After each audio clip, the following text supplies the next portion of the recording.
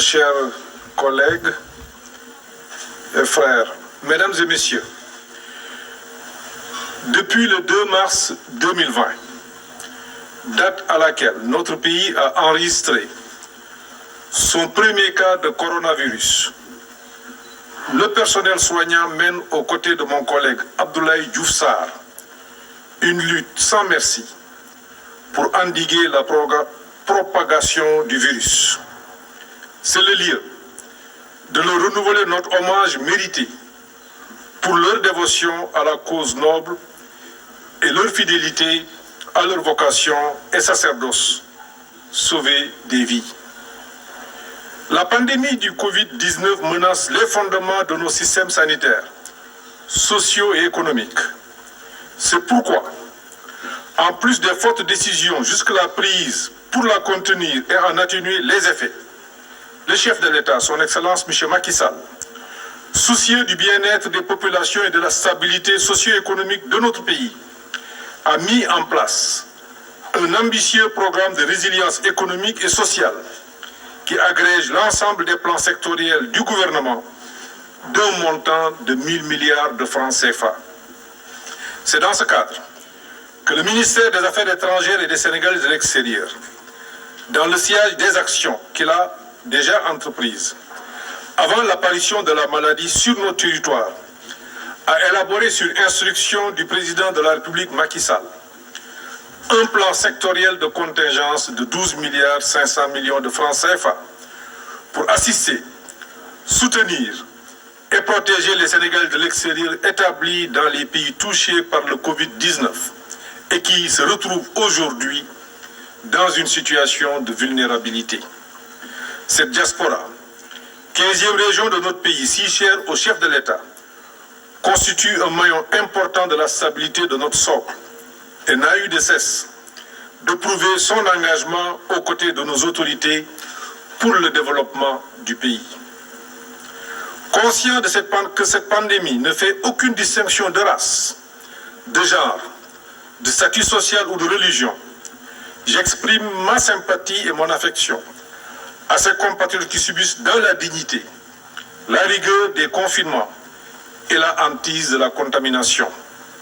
À cette vaillante diaspora, je transmets à nouveau ce message fort du chef de l'État, Macky Sall. Je cite, « Le Sénégal ne vous abandonnera pas ». Fin de citation. Si le plan sectoriel de contingence dans son ensemble a été pensé et élaboré en faveur de nos compatriotes à l'étranger, force est de constater que cette cible est diverse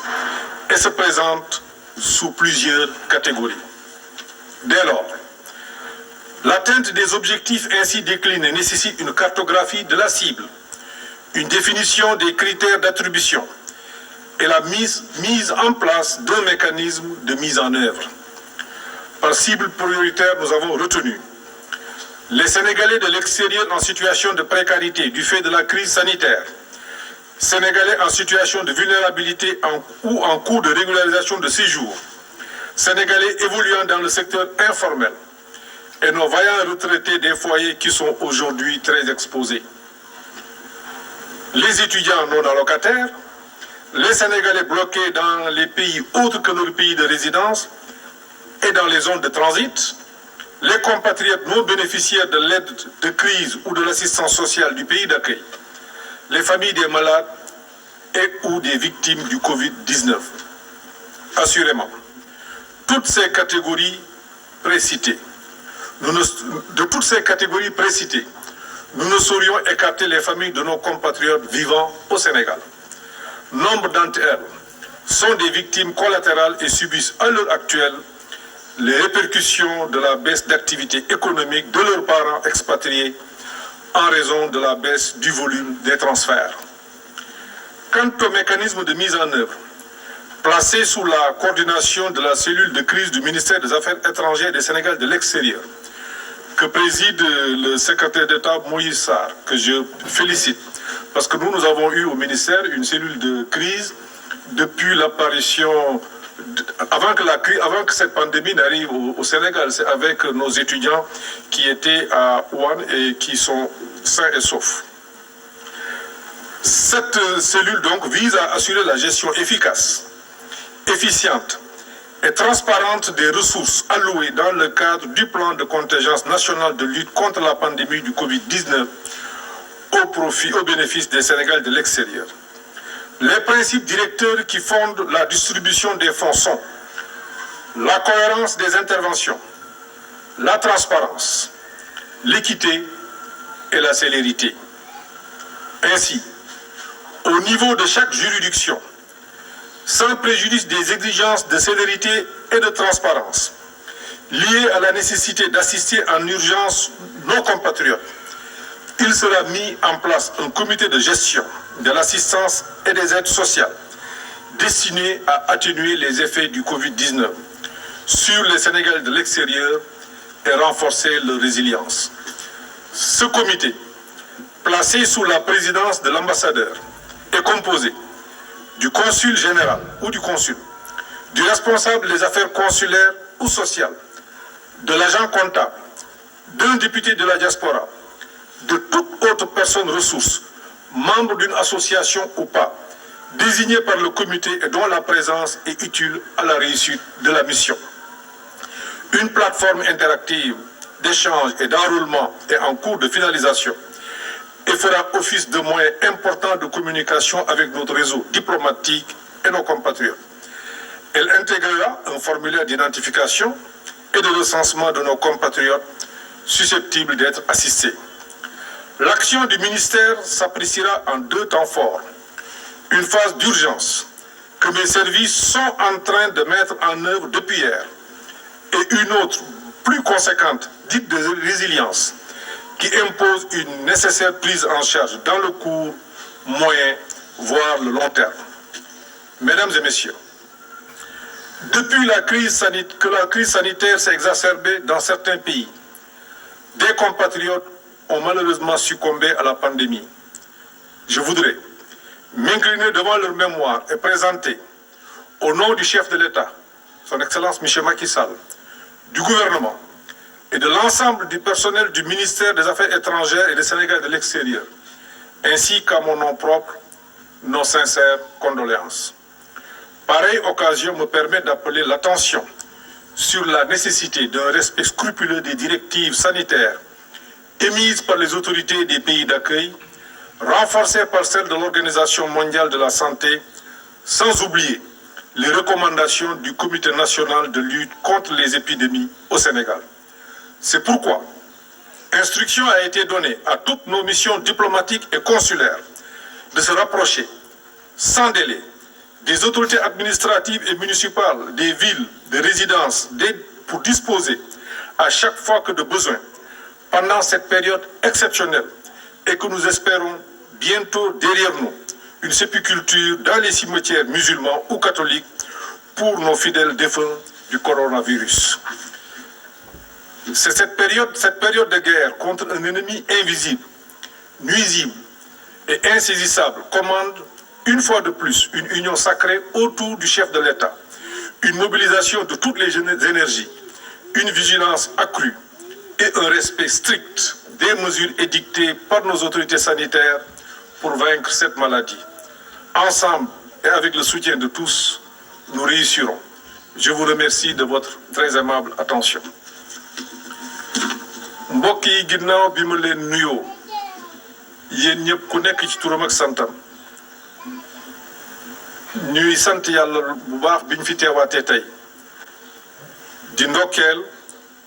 sunu collègue Abdoulaye Diouf Sarr ak ñi mu àndal ñëpp ci xeex bi nga xam ni adduna bi yëpp dañoo jànkonteel ak moom te yàlla dogal feebar bi dugg Sénégal depuis le 2 mars 2020 li leen yitteel tey mooy aar Sénégal ci wàllu faj li leen yitteel tey mooy fexe ba ku feebar bi dal ñu mën la faj ñu ngi leen di féliciter mook équipe bi mu àndal di rafetlu résultat yi nga xam ne am nañ ko adduna bi yëpp di ko rafetloo politique bi nga xam ne ak mesure yi nga xam ni président Macky Sall jël na ko ba tax sa ne tey Sénégal ci réew yi nga xam ni li ñuy def pour xeex feebar bi Sénégal doon na réew boo xam ne amante na ci ndam bi feebar bi duggee Sénégal président xam ni feebar bi ginnaaw nit ñi mu mën a lor dina yàq lu bari ci koom-koom bi mën na sax yàq lu bari ci réew mi loolu moo tax mu defoon benn plan boo xam ni plan bu ñuy wooye plan d'urgence la def ci plan boobu junni milliards yooyu la mu war a faj bari na junni milliards yooyu war nañ cee jàppale santé junni milliards yooyu dinañ ci jàppale koom-koom bi ndax waxtu wi ñu toll koom-koom bi dina soox lool junni milliards yooyu dinañ ci jàppale loolu la président bëgg ñi nga xam ne ay néew ji doole lañu ñu gën leen di woowee ci ay ménages vulnérables loolu moo tax yeneen ministères yi ku ci nekk yaa ngi doxal politique bi nga xam ni président définir na ko ci fànn boobu président jàpp ni sunu mbokku compatriotes yi nga xam ne ñoo nekk bitim réew te ñu tuddee leen 15e région ñu am nag solo lool ci koom-koomu réew mi ndax at yi wees boo jëlee réew mi alal ji mu am yépp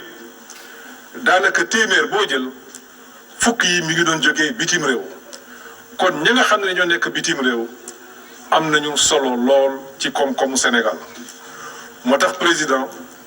jëloon dogal jox ndigal ministère des affaires étrangères génnee ci alal jooju fukki milliards ak genn wàll pour ñu dimbali ñooñu xam nañ ni loolu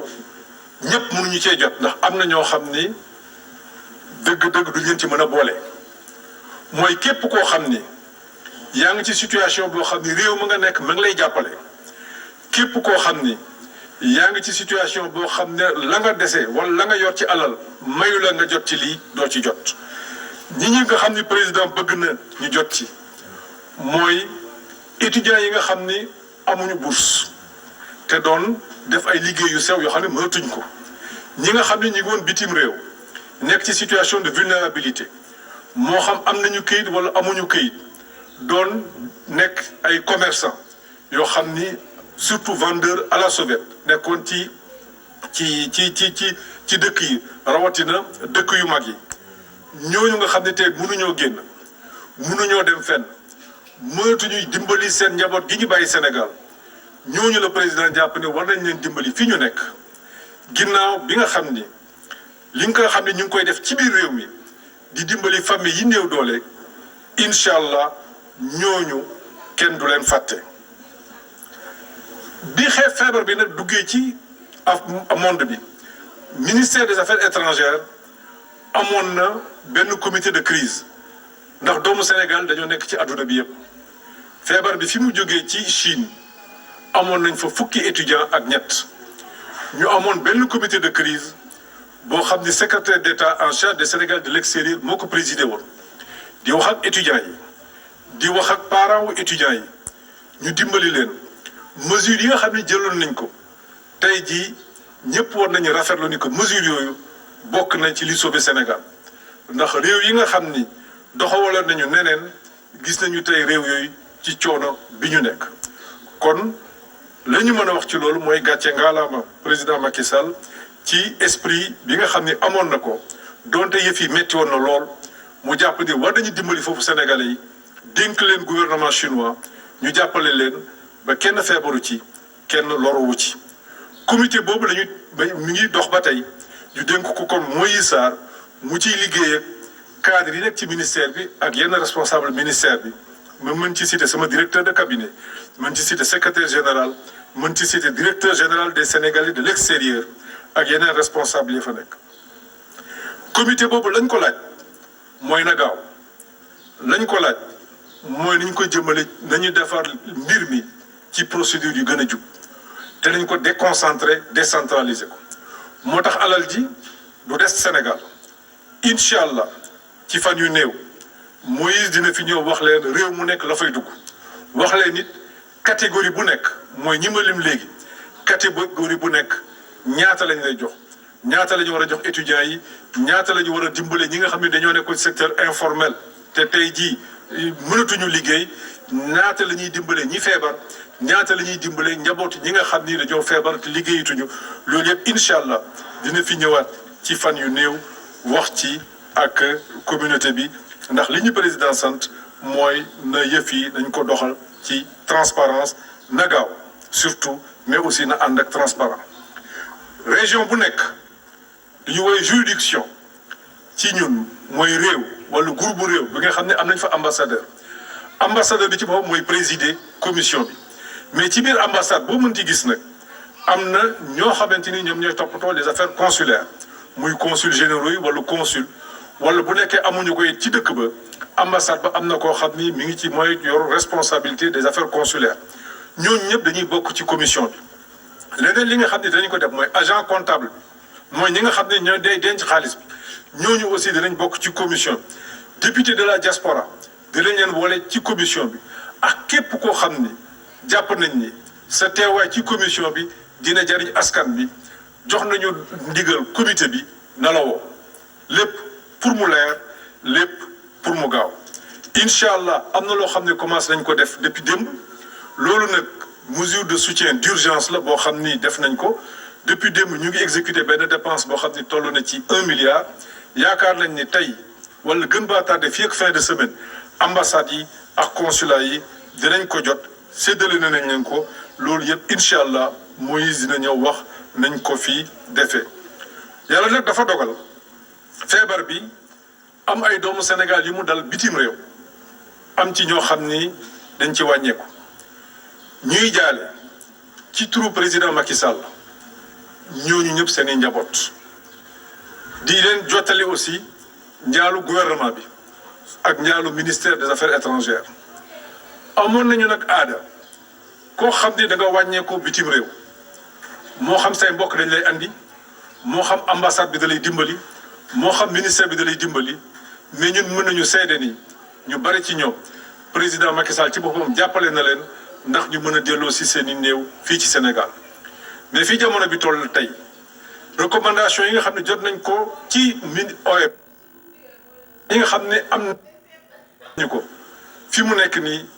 ñooñu mënuñu leen andi Sénégal li ñuy ñaan seen i mbokk mooy nañ leen denc fi nga xam ni foofu la yàlla jëlee seen bakkan